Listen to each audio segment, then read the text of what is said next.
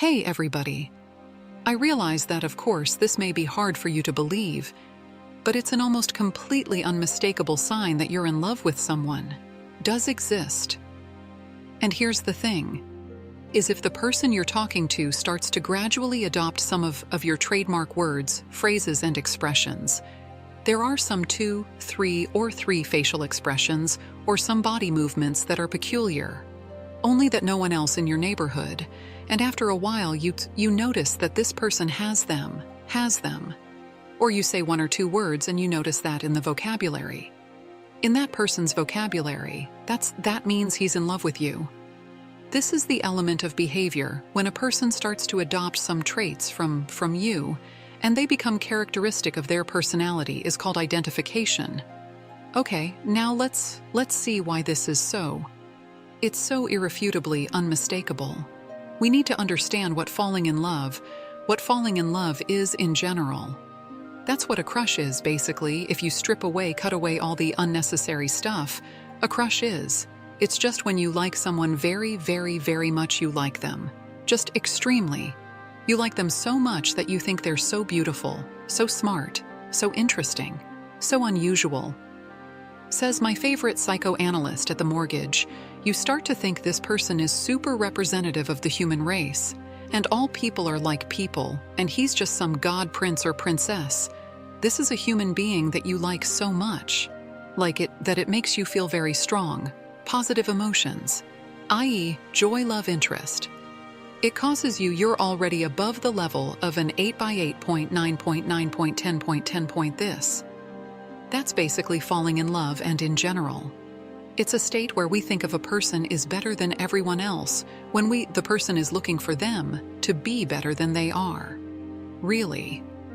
And when we think they're the most beautiful, it's called idealization. And now let's put this A and B together in psychotherapy.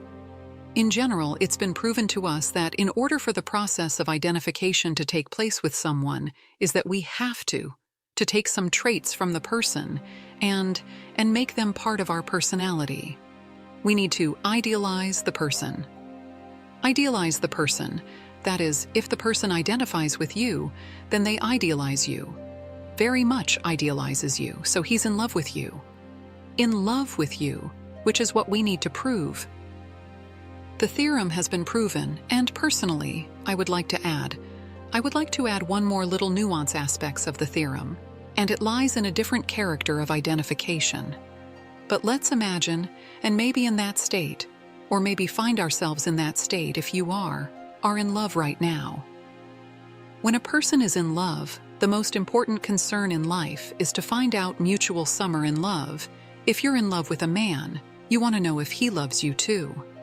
And this element of identification that we need here is what we're hoping that when we imitate this person's behavior, if we act like him, then we'll be able to understand how he feels, how he thinks, how he perceives the world, how he thinks.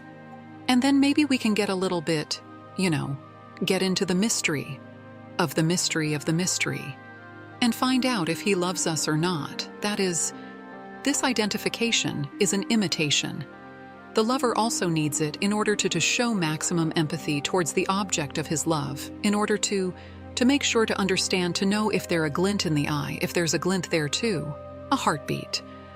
I realize that maybe this may sound a little unreliable or doubtful, but believe me, in practice, it absolutely always turns out to be true. So if you have any word on the trumpet, a person starts repeating it, you're in trouble.